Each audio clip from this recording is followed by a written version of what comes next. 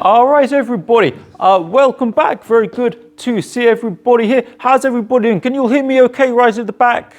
Okay, fine. Okay, so today, as you can see, we're going to be thinking about photons and electrons. So for the past couple of weeks, we've been thinking about the physics of electricity and magnetism and seeing how we can use magnetic fields and generate circuits. But we've not really been thinking too much about what's actually going on with the electrons in particular. So today we're going to get started thinking on some of the physics of these individual particles and thinking about photons and electrons individually and thinking about the physics of that. Now, has anybody studied photons and electrons kind of individually before like this? Okay, so some people right at the back there. Okay, so if you have seen some of this before, maybe might be a kind of recap, but even if you have studied it before, hopefully we might get a bit of a interesting angle on it today. Now, I always like to start with some kind of picture that's got some kind of connection to what we're going to be studying today. And sometimes I have to think a bit more creatively than others, but today I've got a really great couple of pictures to share with you guys. And they're especially good for this lecture because they're exactly related to what we're going to be studying today. So photons and electrons. And also there's a real personal connection with me, which I'll explain. Okay. So the picture I'd like to start with is this really cool picture of some technicians. And what they're doing, they're loading this payload into the fairings of this rocket they're about to launch. And the payload that they're getting ready over here, it's a super exciting mission launched in 2015 called LISA Pathfinder. And it's a technology demonstrator for a gravitational wave detector. Now, has anybody heard of gravitational waves before? Okay, so I think this is one of the most exciting discoveries in physics of recent years. So detecting gravitational waves. So these have been described as ripples in space-time. And they were detected with ground-based detectors. And this mission here, it's a prototype mission to do the same kind of thing, but in space, so it can be much more sensitive. Now, the actual mission is going to have 3 of these satellites. This is a technology demonstrator mission just launching the one satellite. And the reason I think this is especially cool is because when I was an undergraduate student, so back when I was in university learning physics, the very first summer research placement I did was actually testing components for this exact spacecraft, which is now up in space and had a really cool mission. So for me, it was just such a cool experience. The very first time I got to try my hands on some real research and testing some real spaceflight hardware. So I just had a fantastic time. I thought it was the coolest thing ever. So you guys have got all of this to look forward to. If you're interested in research when you're a student, there's all kinds of fantastic opportunities you can have to spend the summer working on some very cool stuff. So if you do like the idea of doing a summer research internship, either here at UEA or you can go at some other universities, other research institutes, please do come and have a chat with me because I'd love to tell you what it's about and you can think about if that's something you might be interested in. So what I was working on back when I was a student was a very, very tiny component of this. So I just, in an absolutely, utterly minuscule way, I kind of made some contribution to this. But even though it was such a tiny contribution, for me, I still think it's really cool to have actually worked on and held some stuff which is up in space now. So the thing we were working on was actually involved with what's going on inside the spacecraft. So I got a couple of pictures to show you with this, and this really is directly related to the physics that we're going to be learning about today. So if you take a look inside the spacecraft, what you see is a kind of piece of equipment like this. So the main thing that's going on here, we've got these 2 gold-plated cubes here. And the purpose of this mission is to track the position of these gold-plated cubes with extraordinary precision. Because it's by detecting the deviation of these cubes that the plan is to detect gravitational waves. So all of these optics going on in the middle here, that's to measure the position of these cubes. And the mission was fantastically successful. It exceeded all the design goals, so it really does bode very well for the whole mission. But a situation that happens when you're out in space is that we get charged particles coming off from the sun, so the solar wind. And everything in the spacecraft is bombarded with these charged particles, and what you get is charge building up on these cubes, on these test masses. Now, this is very bad news if you want to do an experiment like this, because let's think about what's going to happen if we have charge building up on these cubes. They're going to get attracted to other parts of the spacecraft. So what I was working on as part of the group there was a way to discharge these cubes, but without coming in contact with them. And the way that's approached is by shining these cubes with ultraviolet light. And what that ultraviolet light does is it gives the electrons on the cubes enough energy that they can release the cubes and then fly off, and we can get the cubes to be neutral again. And this process is called the photoelectric effect. So that's an unbelievably important topic in physics, and it's something we're going to be learning about today. Now, it's intrinsically really important, and also it's one of the big experiments that really sets out the start of modern physics, because it sets out this idea that energy doesn't come in continuous kind of waves like we might think.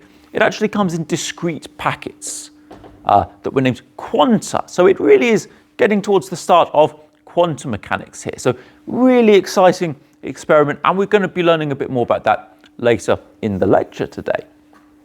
So what we have going on here is we have charged particles building up from the electrons, and then by shining photons at them with just the right kind of energy, we can excite them with the photoelectric effect.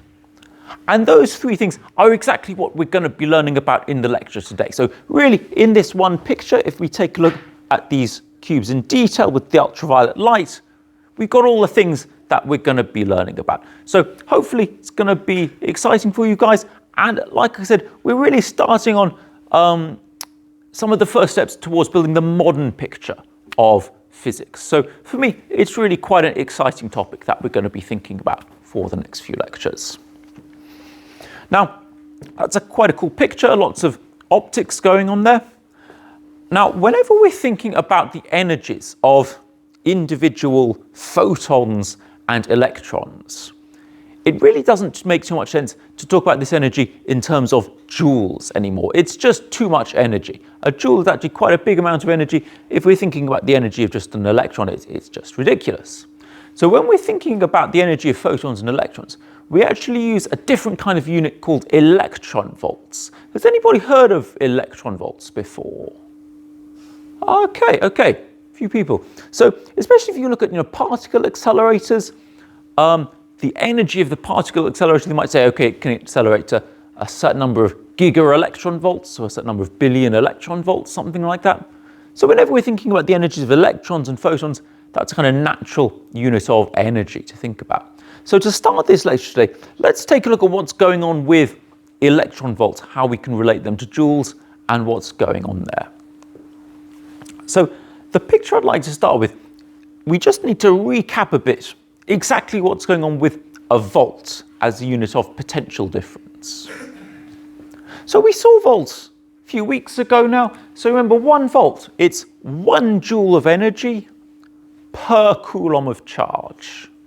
That's how we defined a volt a couple of weeks ago.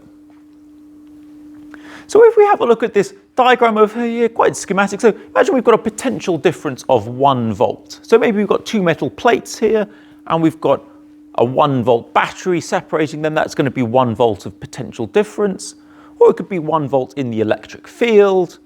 Any kind of way you like to get 1 volt of potential difference. Now, if we have 1 coulomb of charge over here, and we send it up, and we move that 1 coulomb of charge through that 1 volt of potential difference, then we know we've done 1 joule of energy, because that's just how we've defined volts. So whenever we move 1 coulomb of charge through 1 volt, that's 1 joule of energy. Now remember, 1 coulomb of charge, that's actually quite a big old lump of charge. And in general, if we're doing any experiments with charges, doing any electrical experiments, it's quite unusual to have a whole coulomb of charge. That's actually quite a lot of charge, quite dangerous. So in general, the charges that we're going to be dealing with, and certainly the charges on electrons, far, far smaller. So that's one of the reasons it doesn't make too much sense to think about joules. But we can use this idea to define a new unit of energy, which is a much more natural unit of energy when we're thinking about these particles. So we got 1 joule if we moved a coulomb through 1 volt. But suppose instead of having a whole coulomb of charge, we just have an electron over here. And the charge on the electron is just, that 1.6 times 10 to the minus 19 coulombs, so a much, much smaller charge. So if we move that electron through 1 volt of potential difference, we're not going to do a whole joule of work. So to do a whole joule of work, we have to move a whole coulomb, but we've just moved a much smaller amount of charge. So what we've actually done is a much smaller amount of work, and that amount of work is what we call an electron volt. So it's exactly the same equation here. We've got 1 volt over here, except our charge over here, instead of being a charge of 1 coulomb, it's a charge of 1.6 times 10 to the minus 19 coulomb. So the charge on the electron, well, the magnitude of the charge of the electron. And when we move that through 1 volt, we do a very, very tiny amount of work, and that amount of work is what we call 1 electron volt. So it is actually quite a natural unit of energy, even though it's very small. So with this definition of an electron volt, we can rearrange it, see how they're related a bit more. So if we want to have converting joules to electron volts, we know that it's really this factor here, the charge on the electron, which is going to convert the amount of energy we have. So if we've done 1 joule of work, or if we have 1 joule of energy, we know that's going to be a lot of electron volts of energy in terms of electron volts. So we can rearrange this equation if we want to convert things back the other way, if we want to go from electron volts to joules. So 1 joule is a lot of electron volts. So 1 joule is 1 electron volt divided by this charge here. So you can work this out for yourself on your calculator, 1 over 1.6 times 10 to the minus 19. And we get, 6.24 times 10 to the 18 electron volts. So remember, 1 joule is a huge amount of electron volts, and 1 electron volt is a tiny, tiny amount of joules. So whenever you're doing this conversion, just check what you get for the exponent and just make sure it kind of roughly makes sense there. Now that might seem a bit hypothetical, but hopefully if we try a couple of examples, kind of makes a bit more sense. So let's try a couple of examples here. So at the Large Hadron Collider in CERN, the beams, they have a maximum energy 13 times 10 to the 12 eV. So for particle acceleration, that's an unbelievably huge energy. So let's see, what is that energy going to be when we convert it to joules? Let's see what everybody thinks for this one. If you're not sure about this one, start with this definition. So 1 electron volt is equal to 1.6 times 10 to the minus 19 joules. Now we don't just have 1 electron volt, we have 13 times 10 to the 12 electron volts. So we have a huge amount of electron volts. So we just need to multiply what 1 electron volt is in joules by how many of them we have. And that's going to tell us what our energy is in joules. All right, very good to see those responses coming in. Let's see what everybody thinks, how much energy we have in joules. Let's take a look. What do we got here? Okay, nobody's going for A. Some people thinking it could be C or D. Looks like most people are going for B. Now, if you're not sure about this, remember, start with this definition here. 1 eV is 1.6 times 10 to the minus 19 joules. And then we have 13 times 10 to the 12 of them. So we just need to multiply them together. That's going to tell us our energy in joules. When we do that, we get option B over here. So 2.1 microjoules. So very well done, everybody who gave that question a go. Now, it can be a bit tricky with this, especially as I've said a few times, I'm always getting things back to front and just not quite the right way around. So it does get easy with a bit of practice. let's try just one more example, but going the other way now. So suppose we've got a photon, and we're thinking about a photon, got a nice green color here, if you want to picture something in your mind's eye, and that's got an energy in joules of about 4.1 times 10 to the minus 19 joules. So a tiny, tiny amount of energy, but remember, it's just one photon, so let's not hold that against it. So let's see, what's that energy going to be in electron volts? So with this one, it might help to start with that definition of the electron volt. So 1 electron volt is 1.6 times 10 to the minus 19 joules. And then let's take a look at the photon energy. 4.1 times 10 to the minus 19 joules. So think about how many electron volts are we going to need in order to get that many joules.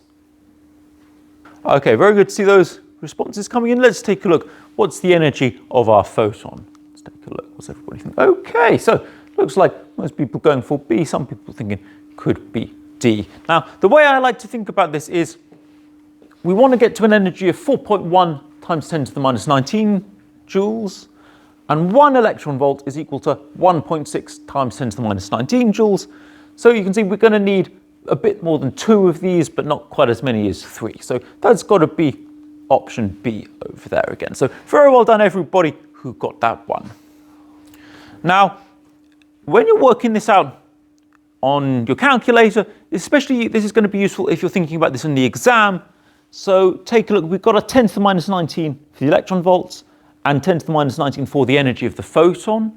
So when you're working it out in your calculator, you don't need to put the 10 to the minus 19s in. They're just going to cancel out. That's going to save you a bit of time, make your life a bit easier in the exam. The other thing I'll say about this situation is, even if you think, well, hang on, I just kind of was getting to know joules and I like joules, we kind of know where we're at, and that's the SI unit of energy, and now we've got this other unit of energy. The thing I'd like to convince you of is when we're thinking about the energy of individual photons, especially photons in the visible region of the spectrum, which to us, is quite important, they typically have energies of a few electron volts.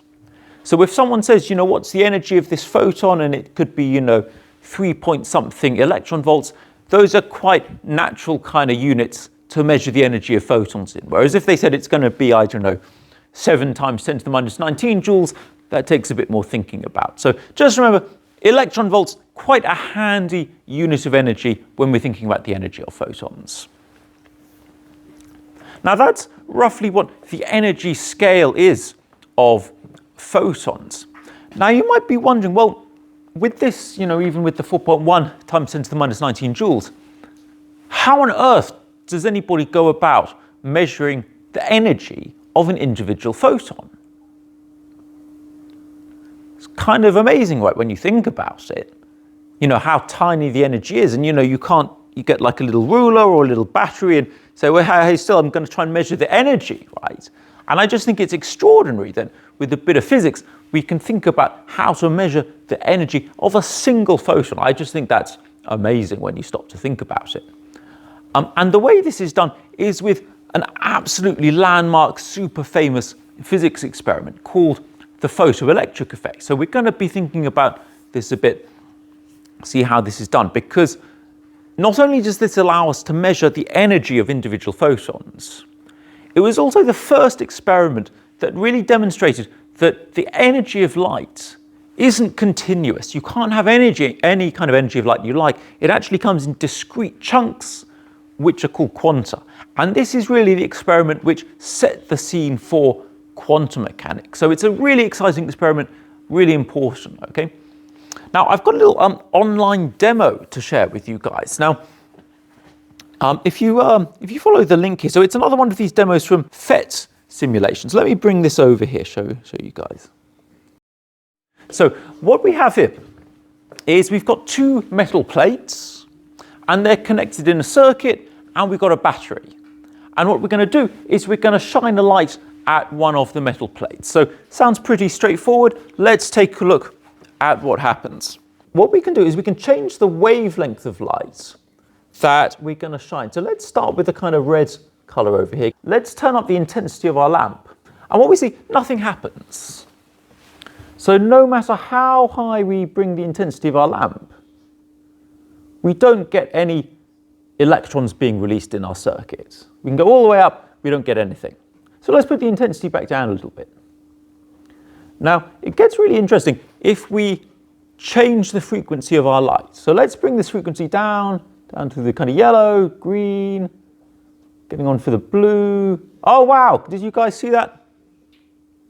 Did you guys see the electrons being released?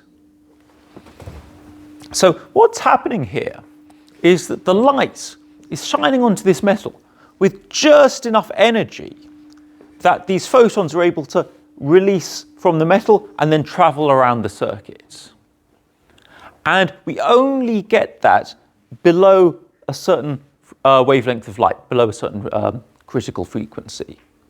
So above that, at longer wavelengths, no matter how much light we shine at the metal, we don't get any emission.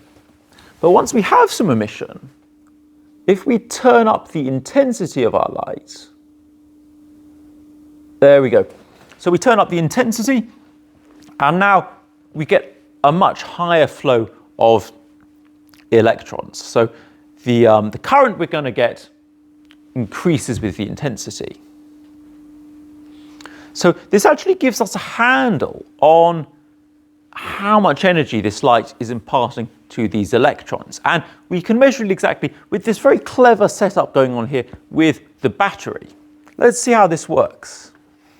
So the way this works is if we increase the voltage on this battery, here we go.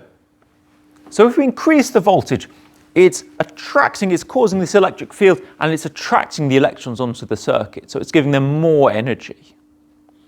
But we can be a bit creative if we turn the battery around. Let me show you what happens. So if we turn the battery back around, here we go, then the electric field is opposing the electrons. And if we get it just right, about something like that, maybe a little bit lower actually, just it's not quite about that, okay, maybe a bit lower. But if we get it just right, then the electrons have just enough energy to reach the other plate, and then they fall back down. So what we're looking for is the exact voltage that we need in order to just stop the flow of electrons. And the reason that's an important voltage is because we know that energy is voltage times charge. So we know the voltage, and if we know the charge of the electron, then we know the energy of the electron. And we know that energy has to be coming from these photons here. So then we know the energy of the photons. So I just think it's a brilliantly clever experiment because it allows us to relate the current and the voltage that we might be measuring in a circuit to the energy of individual photons. Now, this is the basic idea. Let's dig in and take a look at what's going on in a bit more detail over here. So, there we go. Okay, so let's take a look at what's going on with the photoelectric effect in a bit more detail. So we've just got a schematic of the circuit here. So we've got the metal plate and the light, and we've also got an ammeter, so we're measuring the current in our circuit. And then we also have our battery over here and the voltmeter. So we can set the voltage to what we like if we want it to attract the electrons or to repel them. So remember, so we don't get any current below a critical frequency. So we want to reduce the frequency until we get to that critical frequency, and we just start seeing a current. And then once we get to that current, as we increase the intensity of our light, we get more and more electrons. We get a higher current.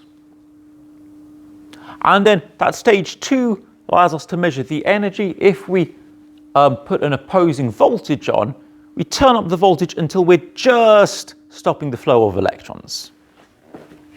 Let me just move this out of the way here. So we increase the voltage until we're just opposing the flow of electrons. And when we get to the voltage that just stops them, that's what we call the stopping potential. And what this allows us to do is to say, well, we now know what the kinetic energy of these electrons is. It's just got to be that voltage times the charge on the electron. That's the kinetic energy of these photons. So we've now got the energy of an individual electron. So the next part is to relate that energy to the photon that gave it the energy and the frequency of light of that photon. So this is kind of part one of the analysis. Let's take a look at part two in a bit more depth. This is when we actually start bringing in some ideas which really set the scene for quantum physics. So what we have here is a result from one of Einstein's miraculous 1905 papers. So Einstein in 1905, he had an extraordinary series of papers, and he basically sort of invented modern physics in this 1 year. And this was the first paper from this year. So extraordinarily amazing experiment.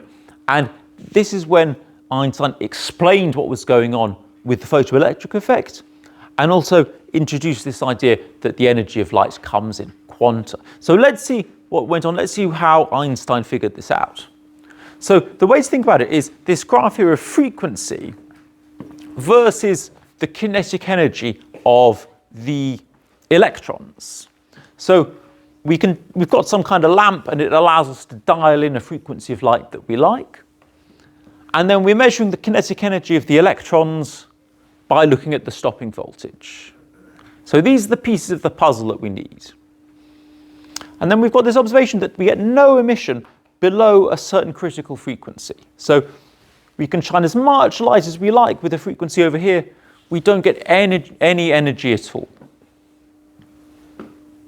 But then as we increase the frequency, we get more and more energy of our electrons. And what Einstein realized is the explanation for this, and I think this is just so kind of brilliantly sort of creative, is if we follow this line back and see what happens here. So if we follow this line back, it intersects at some value over here. And the explanation is that when these electrons are sitting in this metal, they need a certain amount of energy in order to be released from the metal. So if they don't get enough, if they don't get this much energy, they won't ever be released from the metal. And the fact that they never get released below a certain frequency means that the light has to be coming in individual chunks. Because if it wasn't, we could set the light to this frequency and we could just turn the intensity up really high. We could point the sun at it or something, but we'd never see any emission. But whereas if we just go above this, even with a tiny, tiny intensity, we get a trickle of current. So that's telling us that the energy from the light has to be coming in chunks. So I think it is a kind of amazingly creative insight. And it's that energy difference there that the light needs to overcome. So that's what we call the work function of the metal. So the idea is that every different piece of metal has a certain work function, so a certain amount of energy that it needs to get these electrons to escape. Now, what's the kind of really important part is this line where there's the gradient here, and the slope of this line is what we call Planck's constant. Who's heard of Planck's constant before? Okay, so one of the fundamental constants in quantum mechanics. And it really sets the relationship of this line, that the energy is equal to Planck's constant times the frequency of the light. So what this equation allows us to do is calculate the energy of an individual photon. So if we know the frequency of a photon, we can multiply it by Planck's constant. That's going to tell us the energy. And that's where we found out that energy of that photon from a couple of questions ago.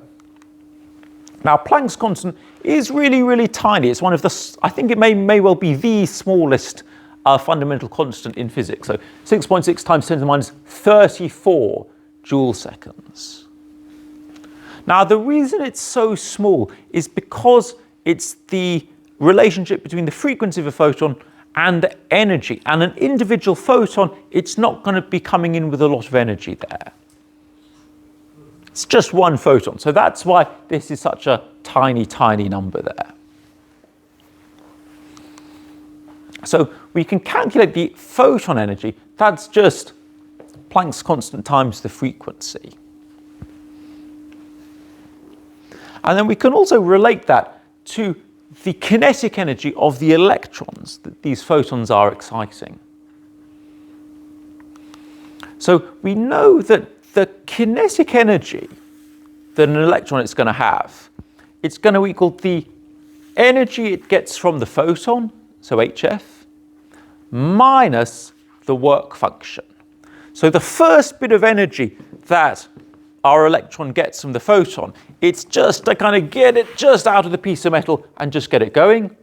And then the rest of the energy, that's what goes into the kinetic energy. It's a bit like if your bank balance is overdrawn and someone gives you a big old chunk of cash. This first bit is just to kind of clear your overdraft, and then the rest, well, that's spending money. Same kind of idea. So it's almost like the electrons, they've got a kind of overdraft here, and they need to get that energy just to get out of the metal. So we can use this to relate the kinetic energy of the electrons to the energy of the individual photons. Let's see how this works in a bit more detail with an example here. So if we're thinking about a piece of metal, so like aluminium, so the work function of that is about 4 electron volts. So we need to be giving each electron 4 electron volts in order to release it from the piece of aluminium. So let's have a think about what's the critical frequency of light that we need in order to excite an electron from a piece of aluminium. The key to this question is if we're just exciting some photoelectrons at the critical frequency, then their kinetic energy is going to be 0. So we know that the energy from the photon is going to be equal to the work function for the piece of metal. That's the key we need. So we just really need to set that HF equal to the work function and then solve for the frequency.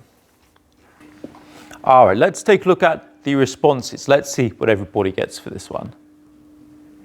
Okay, so nobody's going for A and C. Some people thinking it could be B. Looks like most people are going for option D. Okay, so when you convert that work function into joules, then you divide by Planck's constant, what do you actually get? Frequency 9.9 times 10 to the 14 hertz. Okay, so very well done, everybody. That's excellent work. Okay, so that's the critical frequency that we need to shine at a piece of aluminium if we want to get any photons out of it. Now, does anybody know roughly what part of the spectrum of light that's going to correspond to? Any thoughts about that? Oh, yeah. Sorry? Ah, okay, so I see you're thinking it is towards the extreme end of the spectrum. It's actually at the other end. So this is actually ultraviolet. Okay, so it's in the ultraviolet part of the spectrum. And that's pretty typical for a lot of metals. So if you shine ultraviolet light at them, that's going to excite those photoelectrons. So if you guys remember right at the beginning, I was showing you that setup in LISA Pathfinder, and we were trying to use the photoelectric effect to keep those test masses electrically neutral. We were using ultraviolet light sources. So we were shining ultraviolet light and seeing exactly what we were going to get for the photoelectric effect. So it's a really cool result. Very well done, everybody, with this. Now, I just have one last slide to show you guys today, and it's just one example. Okay, so let me just show you this one last slide, and then we can wrap things up for today. So you might be wondering how we go about measuring the charge on the electron. So we've seen how we go about measuring the energy of photons and what the energy of electrons is, but this all depends on being able to measure the charge of electrons. Now, the charge on the electron was measured about the same time as the photoelectric effect with this fantastically brilliant experiment called Milikan's oil drop experiment. Now, if you're curious about how this experiment went about measuring the charge on an electron, this is going to be the challenge question in the workshop tomorrow.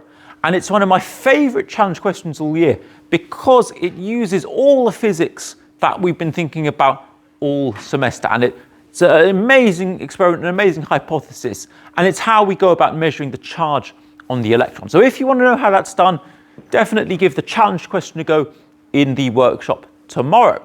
But that's all for now. Excellent work with all of the questions. I hope you guys have a great afternoon, and I'll see you guys all tomorrow.